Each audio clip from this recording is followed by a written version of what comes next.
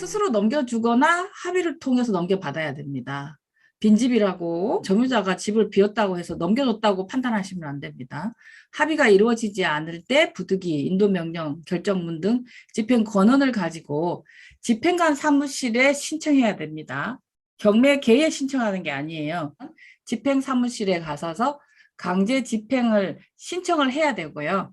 신청하는 사람이 집행 비용을 먼저 내야 됩니다. 경매를 신청할 때 신청 채권자가 먼저 비용을 내야 되는 거하고 마찬가지로 강제 집행을 신청할 때도 낙찰자가 먼저 돈을 내야 돼요. 경매를 법원에서 진행하니까 낙찰만 받고 대금을 납부하면 법원에서 착착 알아서 명도까지 해줄 거라고 생각하시는 분들 간혹 계신데 그건 오해입니다. 법원에서 매각한다고 해서 명도까지 책임져 주는 건 아니에요. 경매도 내가 받을 돈 있다고 법원에서 알아서 해주는 거 아니에요. 배당도 배당에 참가하겠다고 배당 요구해야 되고, 명도도 집행을 신청해야 되는 거고, 등기 업무도 등기 당사자가 반드시 신청을 해야만 해주는 것이지, 배당 요구했다고 배당날 알아서 법원에서 점유자한테 전화하고 배당 받아 가세요 전화한다거나 그런 일은 없습니다. 알아서 자동으로 해주지 않아요. 인도명령이란 명도 소송을 하지 않고 비교적 간단하게 신청만 하면 그 상대방이 송달받고 7일 안에 이의제기하지 않으면 확정이 됩니다. 인도명령이 송달됐다는 송달증명원이 없으면 강제집행을 신청하지 못하기 때문이에요. 강제집행을 신청하려면 명도소송에서 승소한 판결문이 있거나 인도명령이 송달됐다는 송달증명원이 있어야만 강제집행을 신청할 수 있습니다. 자, 인도명령을 신청할 수 있는 자격은 낙찰자예요. 대금을 납부한 지 6개월이 경과하지 않은 낙찰자. 만약에 협의명도가 잘 될 거라고 생각하고 인도명령을 신청하지 않고 6개월이 지나버렸다. 그때는 인도명령이 안 되고 명도 소송을 해야 됩니다. 낙찰 받고 나면은 인도명령을 대금 내면서 신청하는 것을 원칙으로 합니다. 그 안에 협의가 된다면 인도명령은 취소하시면 돼요. 인도명령문을 받는다고 해서 그 인도명령문 자체의 강제성은 없어요. 만약에 뭐 인도명령을 받고 며칠 안에 이상 안 나면 뭐 벌금이 나온다든지 뭐 그런 건 없어요. 그래서 인도명령이 송달됐다고 해서 그걸 보고 아이고 이사를 가야겠구나 하고 알아서 가는 사람은 별로 없어요. 그렇지만 인도명령이 중요한 것은 다시 한번 말씀드리지만 인도명령이 송달되지 않으면 강제 집행을 할 수 없습니다.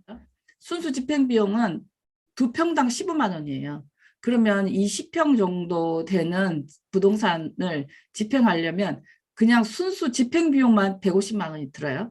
그런데 거기서 반출된 유체동산, 집기, 상하차 비용 꺼내야 될 거 아니에요. 꺼내가지고 이삿짐에 실어야 됩니다. 운송료, 그 다음에 보관료. 이 집기를 남의 집기를 꺼냈는데 비바람 부는데 놔둘 수는 없잖아요. 전자제품 같은 거를. 그래서 창고를 빌려서 창고에 보관합니다. 합의병도 할 때 주의할 것은 이사비나 위로금을 법으로 줘라, 주지 마라, 준다면 얼마 줘라 정해진 것이 아닙니다. 누구는 받았다더라, 누구는 못 받았다더라. 가이드라인이 없냐? 가이드라인이 없어요. 이사비나 위로금은 정해진 것이 없습니다. 다만 실무에서 강제집행 시 비용이 드는 비용 안에서 이사비를 줍니다. 만약에 이 부동산이 강제집행할 경우에 300, 그 다음에 석 달 후에 강제집행 된다고 보고 한 달에 이자가 100만 원씩, 300만 원, 600만 원이 든다. 근데 이 사람이 이사비를 2천만 원 달라 그런다. 집행해야죠. 어떻게 2천만 원을 주겠어요?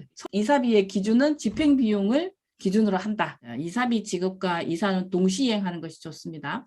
자, 협의 명도를 했어요. 며칠 날 이사 간다고 합니다. 자, 좋아요. 이사 갈게요. 지금까지 이사가 안 간다고 하다가 간다고 했는데, 자, 그러니까 한 달 후에 이사 갈 때니까 지금 계약금을 걸어야 되니까 먼저 주세요. 이사비를. 일리는 있어요. 내가 한 달 후에 이사 갈 테니까 지금 달라. 지금까지는 이사 안 간다. 나 이제 마음을 바꿔 먹었다. 그런데 이사비를 줬는데 이사 안 가면 어떡할 거예요? 그렇죠? 그리고 이사 가는 사람도 마찬가지예요. 이사 가면 주기로 했는데 짐 다 뺐는데 이사비 안 주면 어떡할 거예요? 서로. 그래서 그런 거는 서로 동시이행하는 거죠. 당일날 돈을 가지고 가서 맨 마지막 짐이 나가는 걸 보고 그 자리에서 돈을 주는 거. 서로 동시이행하는 거. 그리고 반드시 이사가 가기 전에 이사비를 줄 때는 낙찰자가 그 집 안에 들어가서 주셔야 돼요. 자, 이사비 받고 문 잠그고 가버리면은 점유를 넘겨준 게 아니잖아요. 점유를 넘겨준다는 거는 이 변호키를 알려주거나 열쇠를 줘야 되는데 이사비만 받고 짐도 뺐어요. 그렇지만 나한테 점유를 넘겨주지 않았잖아요. 그러면 그냥 이사만 간 거잖아요. 언제든지 다시 따고 또 들어올 수도 있잖아요. 그래서 이사비 주실 때는 건물 안에 들어가 계셔야 돼요. 배당금이 전무한 점유죠.